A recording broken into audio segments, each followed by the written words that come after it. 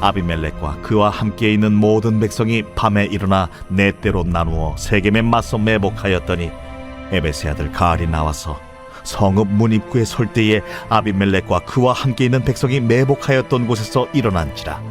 가알이 그 백성을 보고 스불에게 이르되, 보라, 백성이 산 꼭대기에서부터 내려오는도다. 내가 산 그림자를 사람으로 보았느니라. 보라, 백성이 밭 가운데를 따라 내려오고 또 한때는 무오느님 상수리나무 길을 따라 오는도다. 네가 전에 말하기를 아비멜렉이 누구이기에 우리가 그를 섬기려 하던 그 입이 이제 어디 있느냐? 이들이 내가 업신여기던 그 백성이 아니냐? 청하노니 이제 나가서 그들과 싸우라. 하니 가알이 세겜 사람들보다 앞에 서서 나가 아비멜렉과 싸우다가 아비멜렉이 그를 추격하니 그 앞에서 도망하였고 부상하여 엎드러진 자가 많아 성문 입구까지 이르렀더라. 아비멜렉은 하루마에 거주하고 스불은 가알과 그의 형제들을 쫓아내어 세겜에 거주하지 못하게 하더니 이튿날 백성이 밭으로 나오매 사람들이 그것을 아비멜렉에게 알리니라. 아비멜렉이 자기 백성을 세 무리로 나누어 밭에 매복시켰더니 백성이 성에서 나오는 것을 보고 일어나 그들을 치되 아비멜렉과 그때는 돌격하여 성문 입구에 서고 두 무리는 밭에 있는 자들에게 돌격하여 그들을 죽이니 아비멜렉이 그날 종일토록 그 성을 쳐서 마침내는 점령하고 거기 있는 백성을 죽이며 그 성을 헐고 소금을 뿌리니라. 할렐루야. 오늘 하나님의 진리의 말씀과 함께 동행하는 우리 공동체 되기를 소망합니다. 오늘 본문의 제목은 멸망한 세겜성, 멸망한 세겜성입니다. 사사시대 다섯 번째 사사였던 기드온이 이제 죽은 후에 이스라엘 백성들의 형편이 그리 좋지 않은 것을 우리는 보게 됩니다. 또다시 악행을 따르게 되는 그 모습, 기드온이 그 말년에 그렇게 좋은 모습을 남겨주질 못했습니다. 빌미를, 우상 숭배와 백성이 타락할 수 있을 만한 빌미를 남겨버리고 기드온은 떠나게 됩니다. 그러니까 하나님께서 그 지도자들에게 요구하지 않은 거, 좀 조심해야 될 것 중에 하나가 많은 아내를 두는 거였는데 기드온은 많은 아내를 두었고 또 그로 말미암아 70명이라는 자녀를 남기게 됩니다. 그러면서 그 안에서 한 사건이 일어나죠. 70명의 자녀들 중에 기드온의 첩의 자녀가 있었는데 그 아들의 이름은 아비멜렉입니다. 그 아비멜렉이 한날은 일어나서 자신이 우두머리가 되어야겠다라는 것이죠. 그러면서 그 남은 아들들, 그 70명의 아들을 죽여버립니다. 아비멜렉이 일어나서 어떻게 보면 아버지는 같은 배다른 형제들이죠. 형제들을 죽여버립니다. 그때에 단 한 사람만 살아남죠. 요담이 그것을 알아 미리 피신하여서 그 요담이라는 사람 한 명 빼고는 모두 아비멜렉의 손에 죽임을 당했습니다.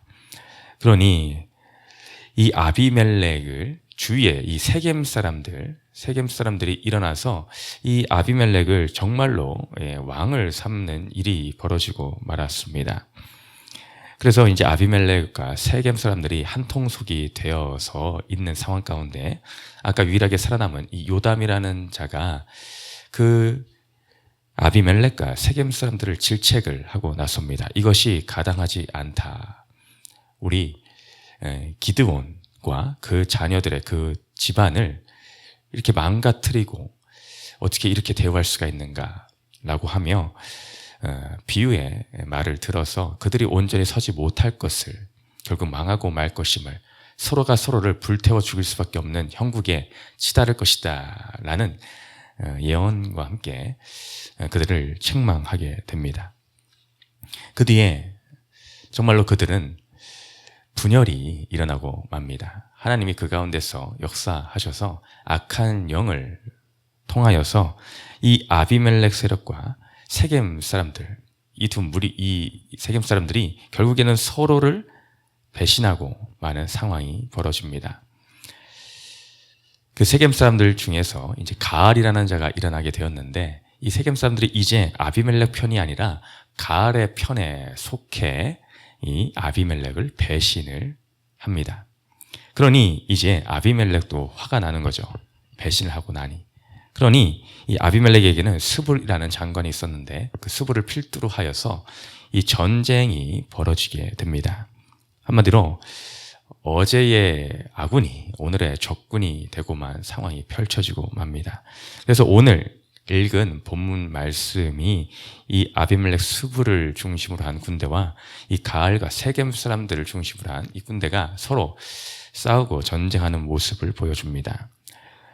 오늘 이 본문을 통해서 알 수 있듯이 그 결과는 어땠습니까? 아비멜렉과 스불 편이 이 가알과 세겜 사람들을 이기는 모습을 보여줍니다.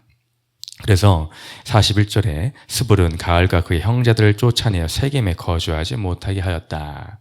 가알과 세겜 사람들을 다 쫓아내 버렸다라고 하고, 또 45절에 아비멜렉이 그날 종일토록 그 성을 쳐서 마침내는 점령하고 거기 있는 백성을 죽이며 그 성을 헐고 소금을 뿌렸다. 완전히 황폐화를 시켜버렸다라는 것이죠. 얼마 전까지만 해도 서로 좋아서, 야, 세겜 사람들을 통하여서 내가 왕으로 추대를 받고, 야, 그래, 나밖에 없지 하며 서로 죽고 살지 못해서 한통속이었던 자들이 이제 서로 내쫓아내고 점령하고 다 황폐화시켜버리는 이런 형국까지 치닫고 마는 모습을 발견케 됩니다. 오늘 이 말씀을 통해서 결국에는 우리는 무엇을 우리 인생 가운데 깨닫게 되는가? 바로 인생의 방향성이 얼마나 중요한가? 내가 인생을 살아갈 때에 그 꼬린 지점, 모두에게는 바라보고 나아갈 꼬린 지점이 있습니다. 그 목표 지점이 있다라는 것입니다. 누구에게나 전부 다 인생의 최후가 있습니다. 도래하게 되어 있습니다. 그 누구도 그 결승선이라는 그 지점을 외면할 수 없습니다. 다 당도하게 되어 있다라는 것이죠. 근데 그 결승선, 그 꼬린 지점에 무엇을 놓고 사는가, 그것에 따라서 사람의 인생은 천차만별로 갈라지게 되어 있습니다. 나의 인생의 방향성을 결정하는 꼬린 지점, 거기엔 지금 나에게는 무엇이 있는가? 우리도 한번 진지하게 정말로 생각해 볼 필요가 있습니다. 점검해 볼 필요가 있습니다. 내 인생의 끝자락을 내가 지금 떠올려 볼 때에 나는 지금 인생의 끝에 그 꼬린 지점에 무엇을 놓고 지금 다름질을 하고 있는가? 인생을 누구나 다 다름질을 합니다. 사도 바울도 다름질하는 경주로 비유를 하여 표현하였죠. 그때에 나의 그 각자만의 그 레이스가 있는데 그 꼬린 지점에 지금 나는 무엇이 놓여져 있는가? 나는 무엇을 목표로 하고 지금 달려가고 있는가라는 것입니다. 오늘 말씀에 등장한 이 아비멜렉을 비롯하여 가알이라든지 세겜 사람들이라든지 이들이 공통적으로 가지고 있었던 목표 지점은 나 자신의 유익입니다. 나 자신의 유익. 그것 말고는 없습니다. 내가 인생 가운데 조금이라도 나의 유익을 얻을 수가 있다라고 한다면은 그들 모두는 그 어떤 것도 다 상관이 없습니다. 내가 이익을 볼 수 있는 것이라면은 나는 불이한 타협도 괜찮아. 이기적인 마음, 그것도 괜찮아. 인간관계? 오늘 적됐다가 아군됐다가 이 사람이 나에게 오늘 좋다라고 하면 이 사람과 편 먹는 거고, 아니다 싶으면 버리는 거고, 이 사람 나에게 유익이 전혀 되지 않는구나, 아무 도움이 되지 않는구나 라고 생각하면은 당장에 갈아탈 수 있다.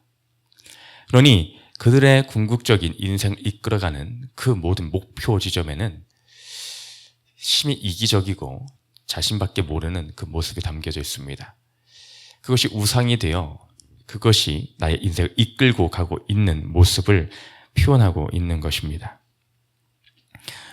물질 세계, 이 세상의 가치관에 완전히 사로잡혀 버려서 머리에는 그 무엇보다도 성능이 좋은 컴퓨터와 같은 계산기가 내장되어 있습니다. 그러니 순간순간에 계산기를 두드려 보고 아비멜렉이 아닌가? 가을인가라고 생각하여 오늘 세겜 사람들은 가을의 편에 속하였습니다. 또한 지도자격이라 할 수 있는 이 아비멜렉과 가을 역시도 내가 왕으로 서는 것이 좋겠다.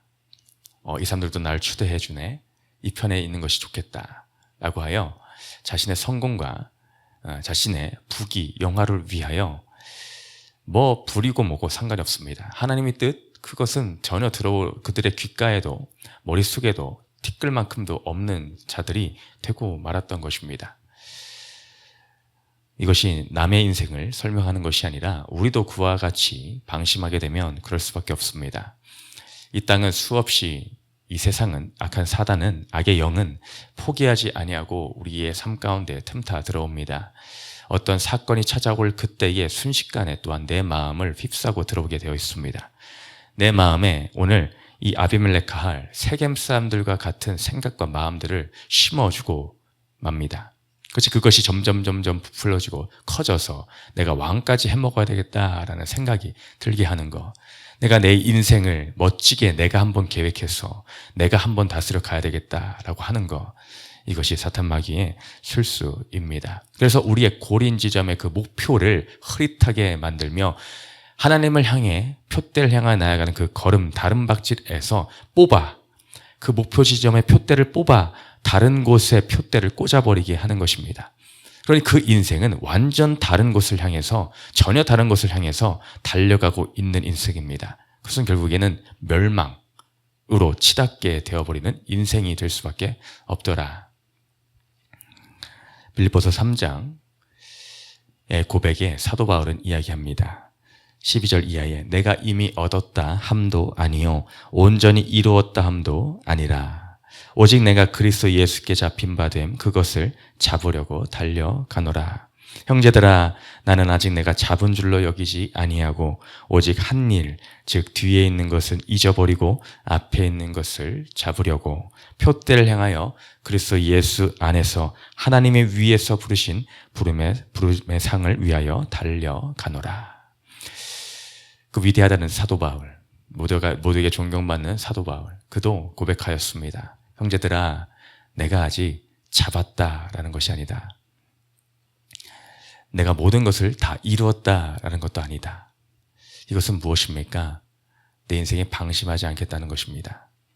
조금의 타협도 있을 수 없다라는 것입니다. 끝났어. 내 인생에 완주했어.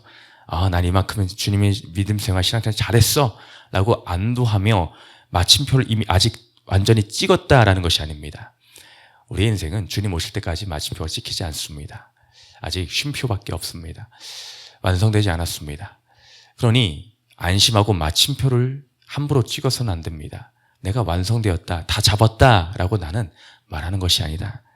오로지 나는 내가 잡은 줄로 여기지 아니하고 오직 한 일, 즉 뒤에 있는 것을 잊어버리고 앞에 있는 것을 잡으려고.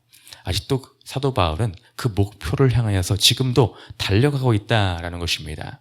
그래서 표대를 향하여 나아가는데 부름의 그 상이 있다. 우리 각각에게는, 개개인에게는 하나님이 나를 부르신 뜻과 그것에 대한 사명과 그것에 대한 상급이 각자에게 이어 있습니다. 그것이 우리 주님의 손 안에 있습니다. 근데 중요한 것은 나를 부르신 것이 위에서 부르셨다. 위에서 부르신 부름의 그 상. 하나님이 위에서 부르신 그것이 있다. 부름의 상. 그냥 상이 아닌 부름의 상이 있다는 것입니다. 우리는 각각의 인생이 하나님으로부터 부르심 받은 자들입니다. 그 신앙의 레이스를 하는 것입니다. 나에게 상 주실 분도 하나님이시라는 것입니다. 그 위에서 나에게 주신다라는 것입니다. 근데 그것을 잊어버리고 그 우리의 루트가 어긋나 버린다면 어떻게 되겠습니까? 부름의 상 받지 못합니다. 우리의 인생을 나를 부르시는 분이 누구신가? 그것은 나의 인생을 창조 전부터 계획하고 계시며 나의 모든 매 순간순간의 발걸음을 인도하시는 그분이 나를 부르셨기에 나의 모든 최종의 순간까지도 책임져 주십니다. 나를 부르셨다면 그분은 나의 인생을 포기치 아니시고 이끌어 가십니다. 우리는 그 믿음의 확신 가운데 오늘도 서야 될 줄을 믿습니다. 그러니 나 스스로 내가 왕이 되려는 그 어리석은 아벨멜렉과 같은 또한 가알과 같은 그런 모든 인생을 우리는 떨쳐내 버려야 될 줄을 믿습니다. 우리의 참 인생의 왕은 오직 만군의 주이신 여호와 하나님밖에 없습니다. 그러니 그 왕 대신, 나의 인생의 왕 대신 그분의 부름에 오늘도 순종하고 순복하고 자복함으로 주님, 아버지 하나님밖에 없습니다. 내 인생의 왕은 나를 다스릴 분은 주님밖에 없습니다.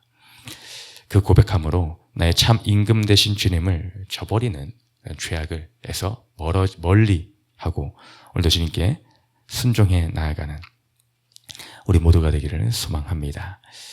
그 축복의 주인공이 저와 우리 성도님 되시기를 주님의 이름으로 축복드립니다.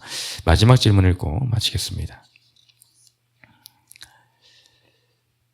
시작. 나는 눈앞의 이익과 편안함 때문에 불의와 타협하지는 않습니까? 기도하시겠습니다. 사랑과 내가 풍성하신 하나님 아버지, 사사기 9장 이 말씀을 통하여서 주 이름을 배반하며 저버리고 아버지를 떠난 사람들의 결국이 어떠함을 또 발견케 하시니 감사드립니다. 주님, 만군의 주, 왕의 왕 되신 분은 오직 하나님밖에 없음을 우리 인생 가운데 고백하게 하여 주시고 나의 인생의 목적이 내 눈앞에 유익이 있는 것이 아니라 편안함이 있는 것이 아니라 오직 주님의 뜻, 아버지의 영광을 위하여 오늘도 우리의 푯대를 향해 나아가는 신앙인들 되게 하여 주시옵소서. 감사드리며 예수님 이름으로 기도드렸습니다. 아멘.